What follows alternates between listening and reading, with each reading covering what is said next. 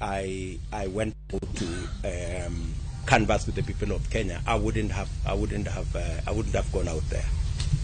I intend to keep every commitment, and my team and I have worked out on every detail of the commitments we have made. We have costed the commitments we have made. We have arranged them in terms of what is urgent, what is medium term, what is long term. We know what to do in the first 100 days. We know what to do in the first 3 months. We know what to do continuously until I think we have a program up to the second year. So we intend to keep all our promises. As I speak to you this evening, we have indicated that it is not the deep state and the system and all these other stories.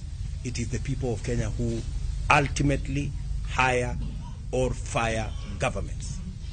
I think that is the vindication that we all have arrived at.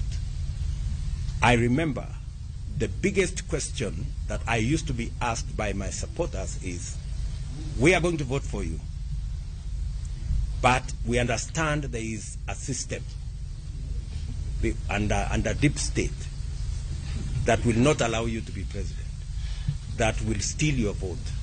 And I kept on assuring them that I was the deputy president. If there was a deep state, I would know. If there was a system, I would know. And I think today,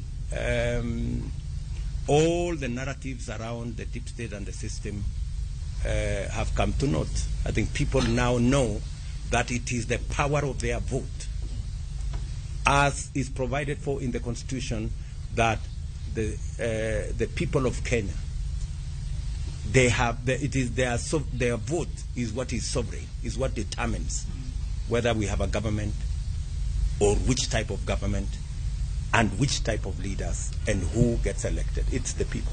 I think, bottom line, not that there were no attempts. I think with the time, you will know all these games that have been going on around Bomas. I think that will come out with the time. But ultimately, the people of Kenya have been vindicated that they are the ones who decide. Yes, madam. Sorry. Just one moment.